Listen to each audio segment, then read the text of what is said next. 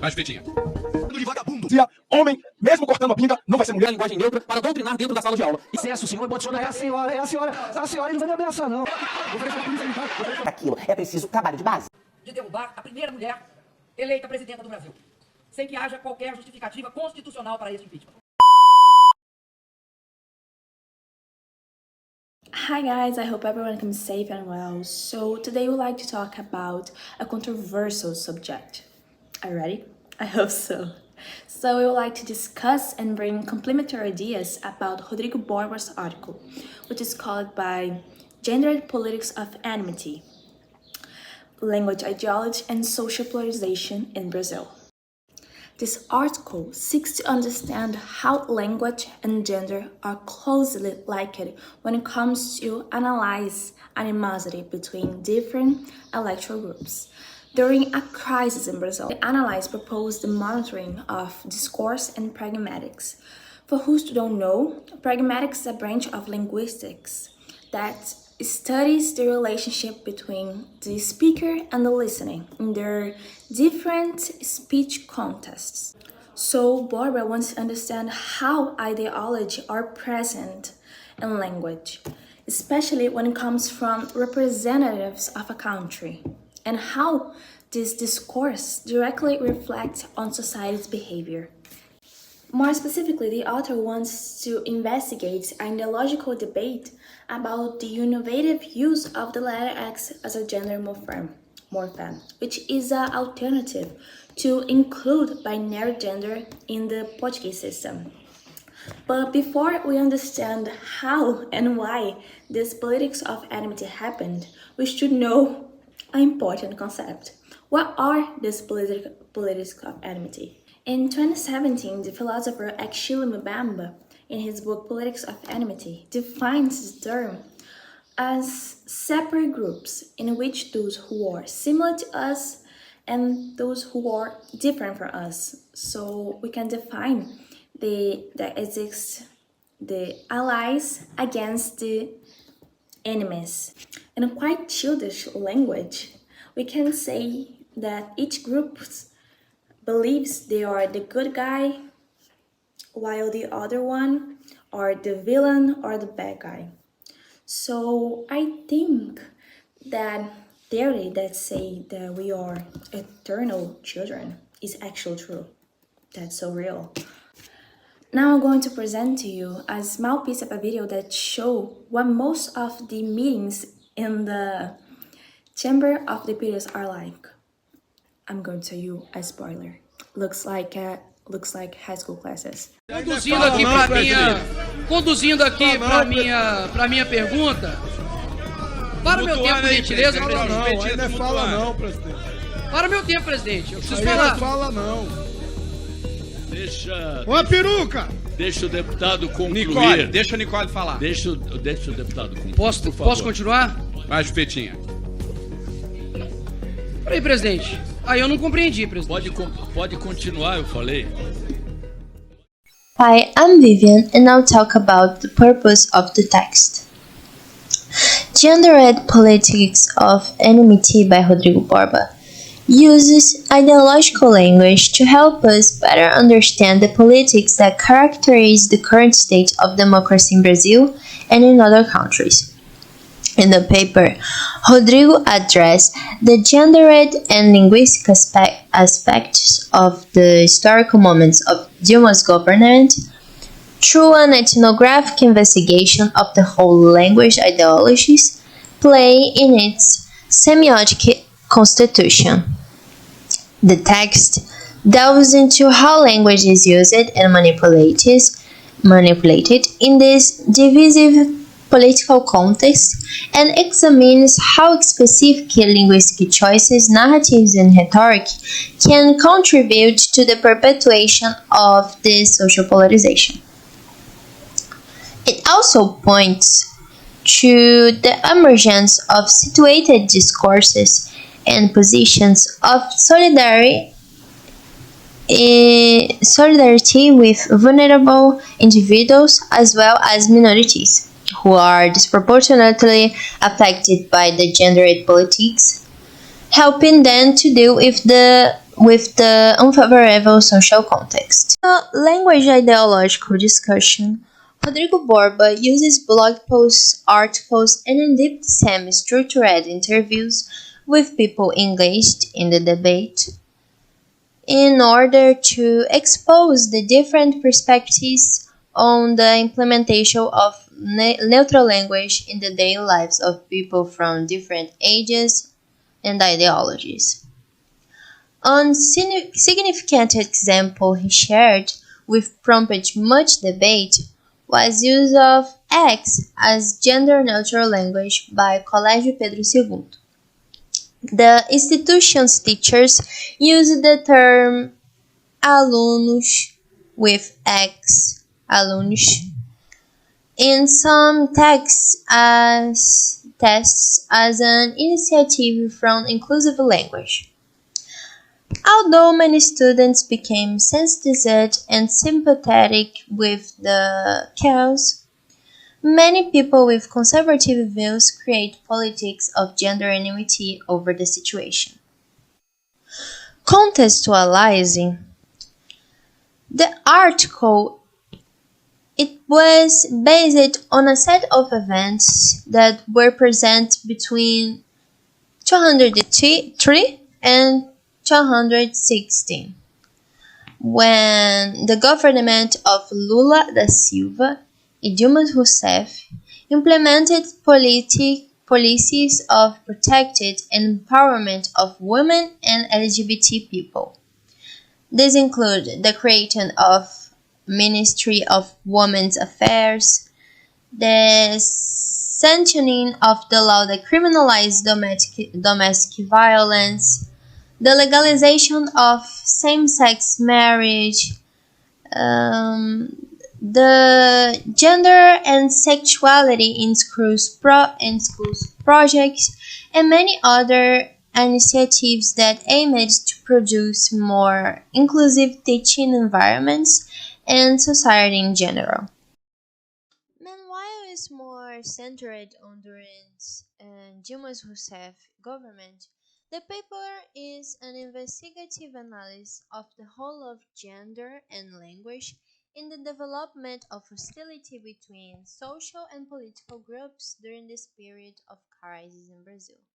The text shows clashes between different ideas and ideals of gender, which include not only the exclusion of non-binary people in linguistic performance, but also of women.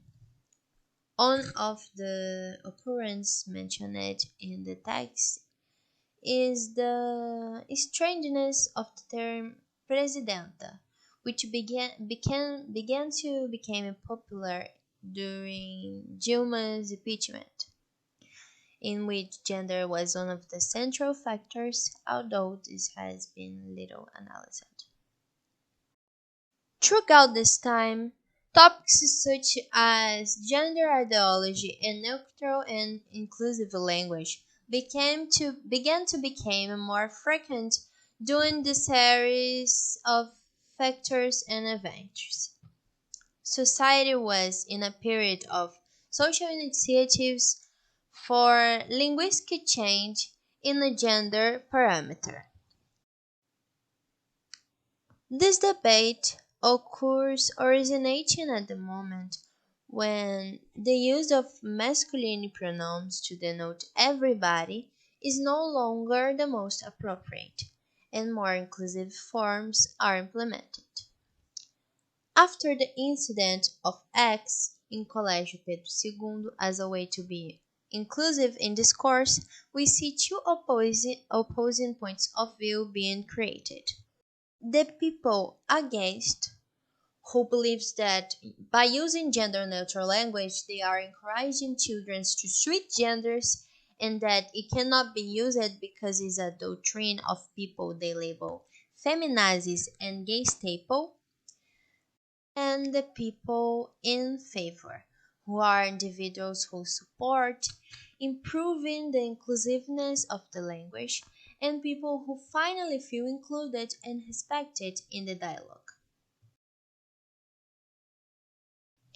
Now we have iconization, erasure, and fractal hesivity.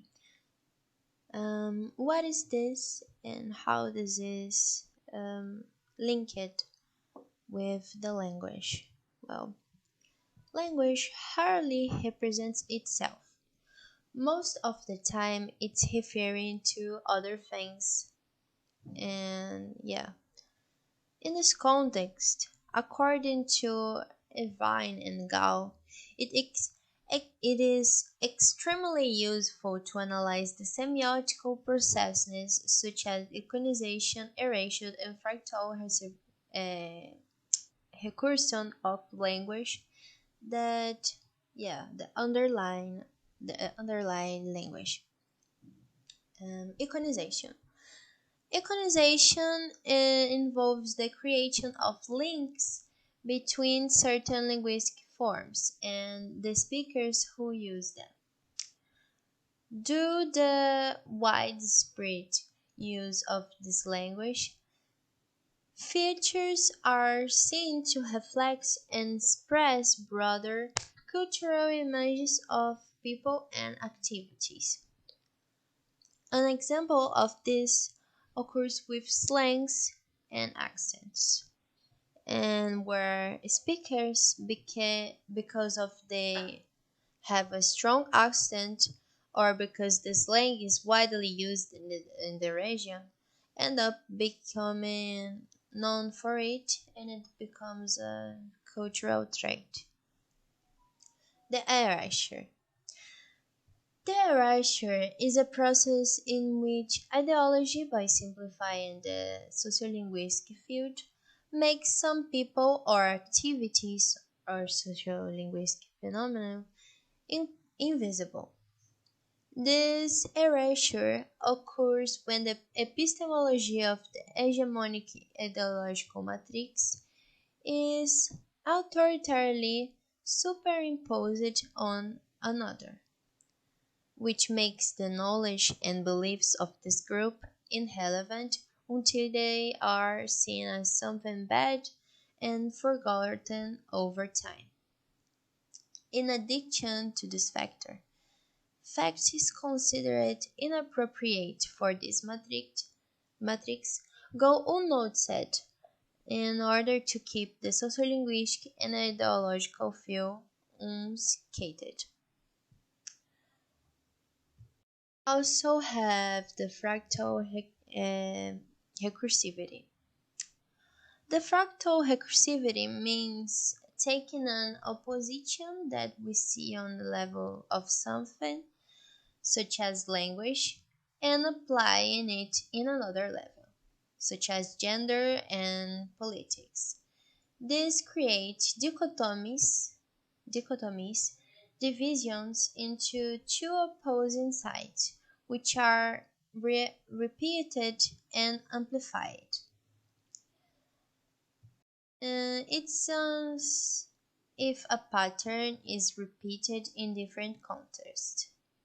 Fractal recursion also helps us understand how ideas, divisions, or oppositions spread and repeat themselves in different aspects of life, such as language, gender, politics, and much more, as if a pattern unfolds in various layers of society. In 2016, the first woman to hold the position of President of Brazil was deposed, according to accusations that were never proven. Dilma Rousseff was using public money improperly.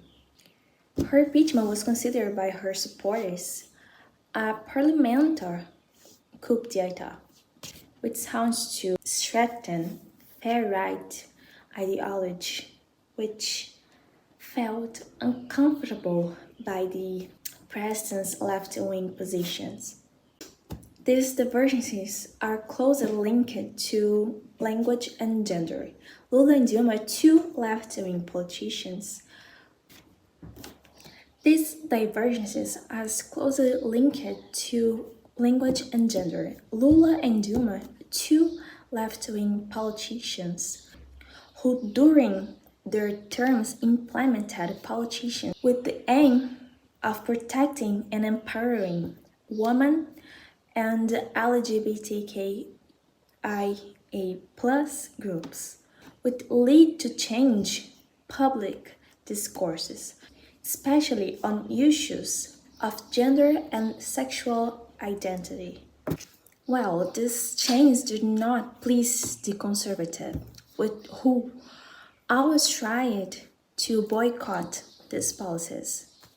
One of the actions taken was the vetting of the homophobia kit that the Ministry of Education prepared in 2013 to circulate in public schools in order to combat homophobia. These conservative parties and their followers doubted the proposal as the gay kit and saying that encouraged homosexuality and promiscuity. Along with this, there was the strengthening of the Schools Without Part movement, a right-wing movement that was trying to stop what they called by gender ideologies, that encourages the discussion about gender and sexuality in schools are something bad for the kids. It's not good for the kids. So, as Vitória said, since Dilma's impeachment, one of the main characteristics of the right-wing discourse has been trying to install a fear of the enemy, which is very characteristic of the politics of enmity as we have seen. And to exemplify how usually they approach their followers with this fear of the enemy, I'm going to show some images that I'm sure if you had access to internet, a Twitter account, a Facebook account, or was just in your family's WhatsApp group, have seen something that look like those images that are on the screen right now. Brazil, as most countries, have their political parties well defined. There are a lot of political parties with different approaches to their audiences, but we can put it into two big ones mostly, the left wing and the right wing. They were even more well defined after the military dictatorship of the 60s, when most people who supported the dictatorship were right wing supporters, and most people who were against it were left wing supporters. Put it in a simple light, right-wing supporters usually try to reinforce policies that maintain society's status quo, while the left-wing supporters usually try for more progressive policies that try to give equality to all citizens. But I'm sure you heard once in your life someone from the right wing call the left wing communists and Nazis, and someone from the left wing calling people from the right wing fascists. This is a clear way of reinforcing the politics of enmity when we try to demolish our enemies and give them characteristics that are almost cartoonish, making them enemies that have to be defeated. This kind of us against them policy only grew stronger after a certain federal institution tried to bring discussions about gender and pronouns to their classroom. On 17th of September 2015, a student of Colégio Pedro II, one of the oldest and most traditional schools of Rio de Janeiro, posted on her Facebook page that her biology teacher chose to use the X signifier, alunix, instead of the masculine generic for the place where students were supposed to write their names. Even though this was a one-time thing, the media started to say and put it in a light that, as Borba points out, was an attempt to institutionalize gender-neutral pronouns at the school. And a few days later, the broadsheet O Globo said that the X signifier was officialized at the school. Even though this wasn't true, the public reaction, especially the conservative reaction, was a little loud and aggressive.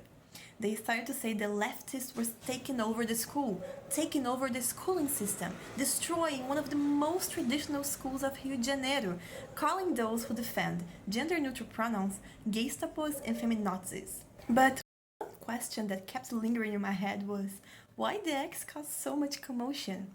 We all know, change really scares conservatives. But the S signifier goes a little deeper than that.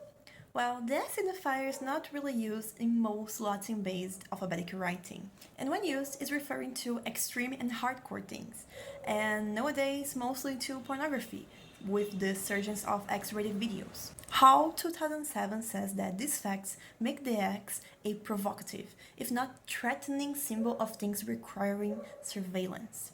And definitely, the conservatives did not want their kids using anything that could contest gender society's status quo. Weird associations, weird metaphors, and the lack of meaning are not the only problems suffered by the letter X in the attempt to make it the gender-inclusive morpheme in Portuguese. Another problem that emerges is the fact that it is not possible to be pronounced in Portuguese, because the syllables in Portuguese work around the vowel. So we have the vowel itself as a syllable, we have consonant, vowel, consonant, consonant, vowel in some cases, but we don't have consonant, consonant, consonant. We noticed in Borba's paper that he doesn't mention, but we found it relevant to mention it in here, is the use of the letter E as the gender-inclusive morpheme in Portuguese, due to its practicality. It's a vowel and it's pronounceable. It's possible to pronounce. So instead of aluno, aluna, or alunix, we'd say aluni. We're talking about politics of enmity. We're talking about how entrenched it is in our society, how entrenched it is in our politics, and even in our culture. The question that remains is there any hope? And Borbas gives some examples of counter-discourses of solidarity that works as examples of how there is hope, how we can fight, how we can prevail over politics of enmity. The first example is actually how all the situation started. First of all, that situation was actually not an attempt to make the X and to institutionalize the X. It was actually an inclusive interdisciplinary project that discussed a lot of issues like homophobia, racism, classicism, and the use of the X as a morpheme was actually an attempt to show the students to how they react, to see how they react to something that is already part of their social media, social life, because it is part of their social life. Not an attempt to institutionalize it. So it all started with a Facebook post of a student that was late for their exam, and they posted a picture of that exam, thanking the teacher for finally giving the importance that issue has.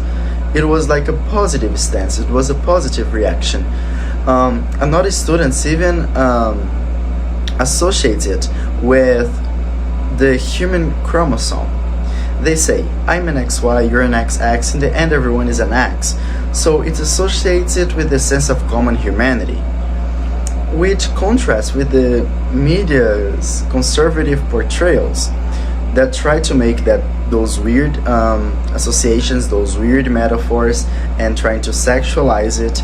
Those students were associating it to solidarity and humanity. Another example of how this situation shows some counter-discourses of solidarity, how they fight those politics of enmity, is the school's stance concerning this situation. They made a positive stance. They said that it was about inclusivity, not about politics, not about parties, not about trying to make the students queer or trying to make the students teach the students the wrong Portuguese. And a parent says the same. A parent says that they were very angry and that they went to argue about it in the school, and that in the end they understood that it was all about inclusivity, not about teaching the wrong Portuguese or trying to make their children queer. This is how we fight the politics of enmity, by educating people, by engaging different viewpoints, by understanding, by using the empathy. And that's how we can prevail over those politics of enmity, with counter-discourses of solidarity.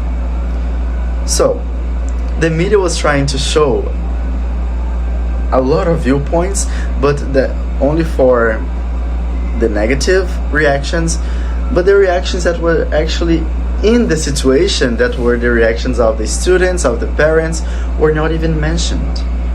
And wouldn't you think that those were the reactions that mattered the most in that situation?